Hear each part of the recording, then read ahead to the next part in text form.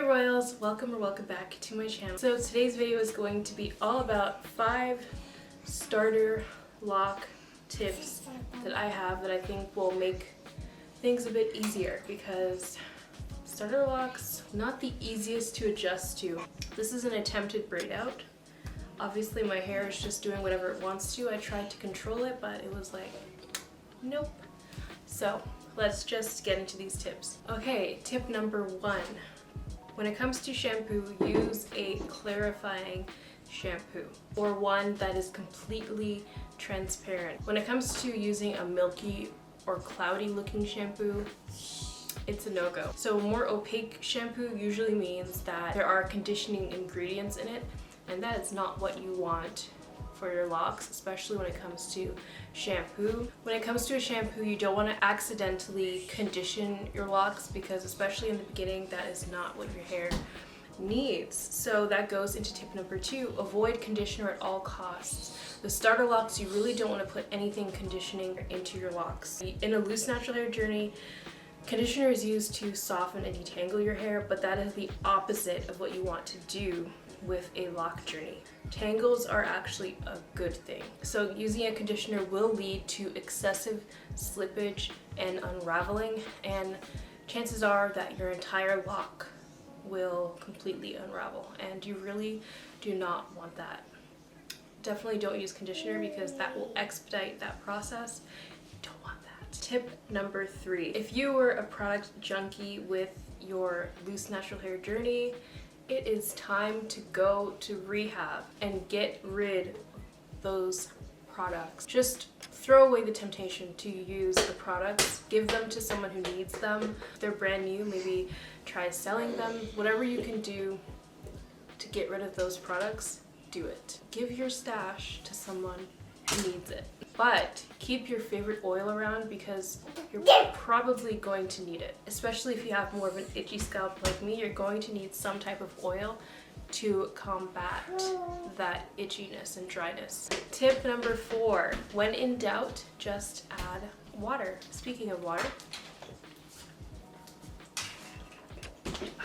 so if you're enjoying this video so far, make sure to subscribe and also follow me on Instagram right here. If you have any suggestions for videos that you would like to see from me, definitely comment them below. Let's get back into the video.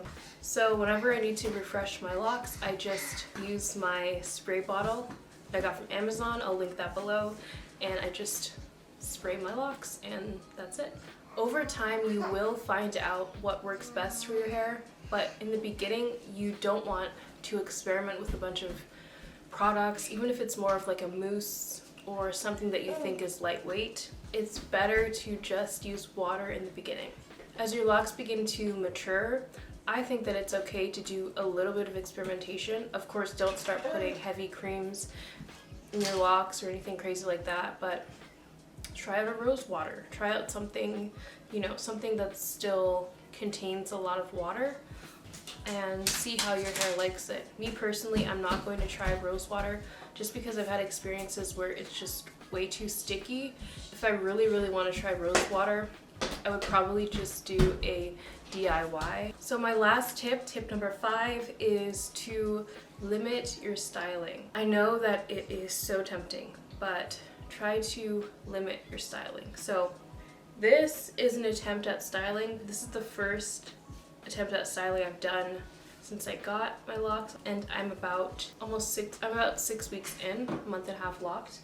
And so I did braid my hair right after I washed it, and then I just did a little side part, but there's no tension. This is not tight at all.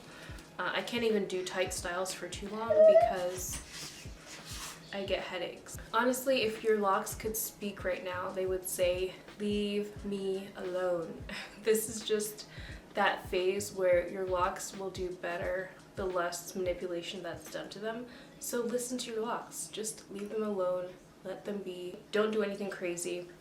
I will most likely not be trying a braid out again for a very long time, for a couple of months, because my hair is just not ready for that yet. Like, there's just not enough weight.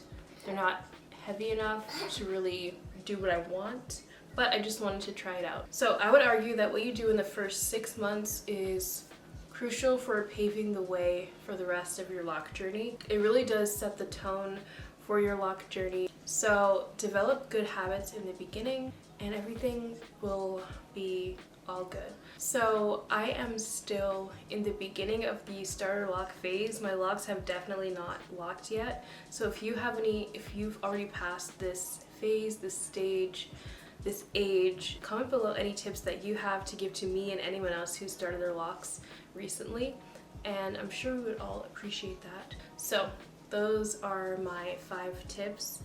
If you enjoyed this video, make sure to comment below, give me a thumbs up, and I will see you in my next one.